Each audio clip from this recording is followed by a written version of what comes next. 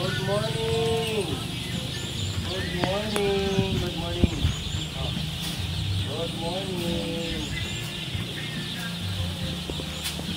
Good morning. Good morning. Ito, patya to. Good morning. Kumusta po ang lahat? It's me, Lee Songkip from Davao City. Guys, good morning. Sa hindi pa nakapag-visit sa aking YouTube channel, dalawang isa channel po tayo meron, no?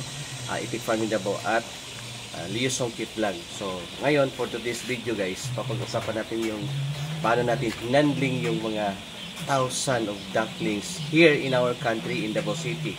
Despite po sa mga nagaganap na kaguluhan, but for now, dito tayo sa focus po tayo sa mga livelihood sa atin, no, dito sa Davao, no. So welcome sa aking munting channel, no. It's me again, Lee Songkip. Ito yung aking facility sa mga ducklings. You can see ito yung mga lalaki namin.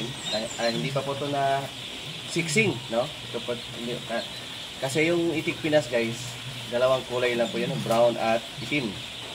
Pag may lalabas na white, ibig sabihin po yun po ay ang genetic na po yun. So madalang lang po, minsan lang po lalabas yun ng pakunti-kunti lang. So kasi nakikita nyo po ating facilities ngayon dito po sa ating ginagawang brooding facilities. Nang sa ganun makikita nyo po yung update natin, no? So sige, tara. Good morning. Good morning. Good morning. Good morning. Wala.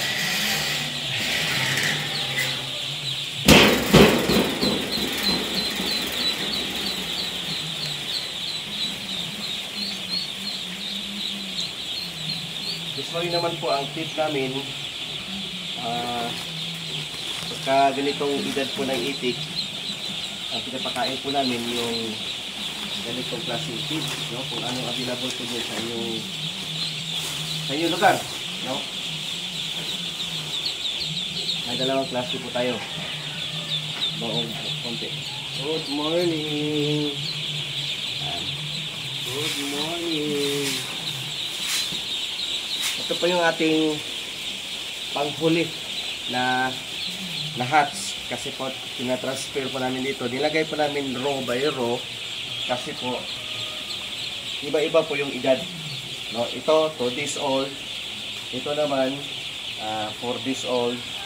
Yan naman, almost 1 week po, yung sa dulo.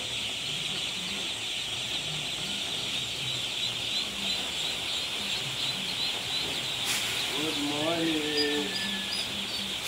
Good morning. Good morning.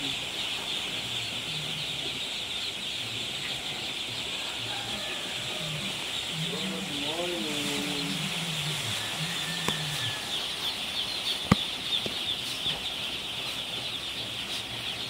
Good morning.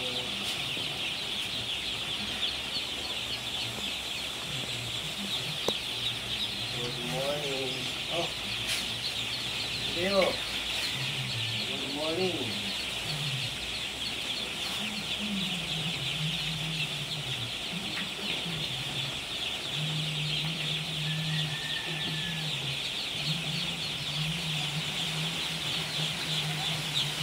Pag itik Pinas po talaga guys, ang quality ng ibibigay namin na siro sa inyo ay ito po, kulay brown at itim, no? May itim na lalabas, yan po ang pagkababayan po yung parent stock. Okay, pag ganito, ito po yung Pinas na F1, no? Pero F1 pa rin ito lahat.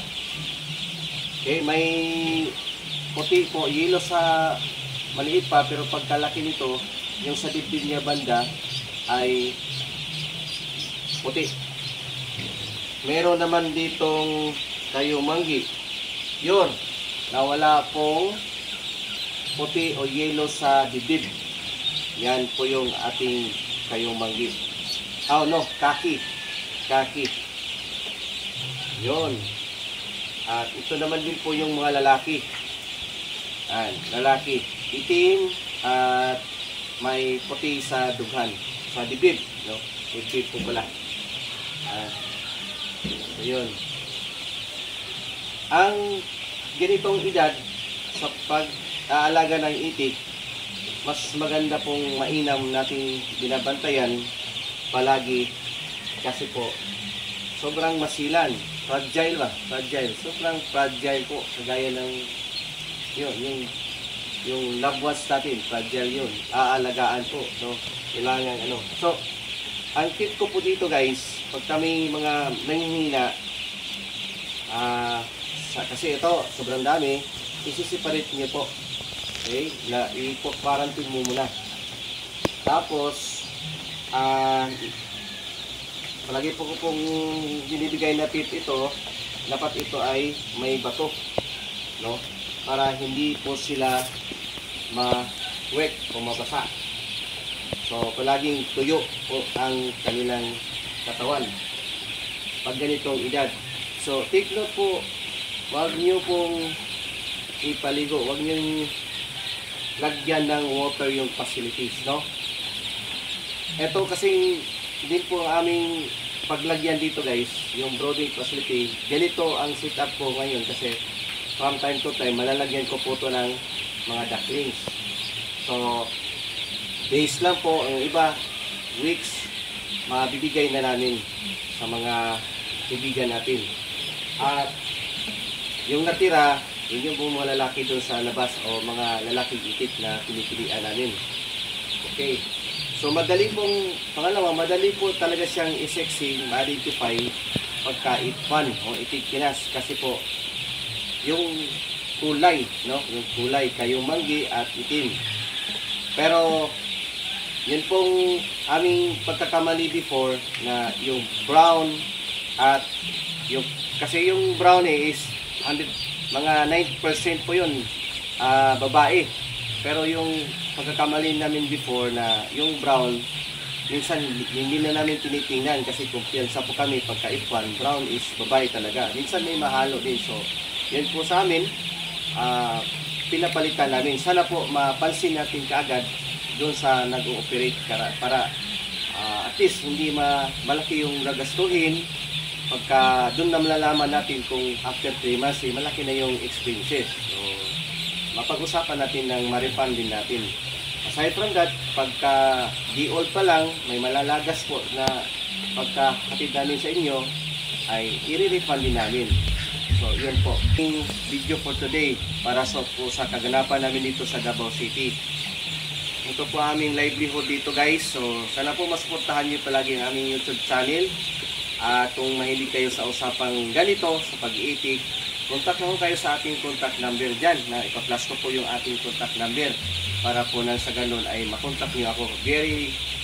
Ako lang po yung sasagot sa contact number sa cellphone na pagtatawag ko kayo. Marami pong salamat po. Once again, Leo Songkit Vlog. Please like and subscribe. No? Thank you so much guys. Bye-bye.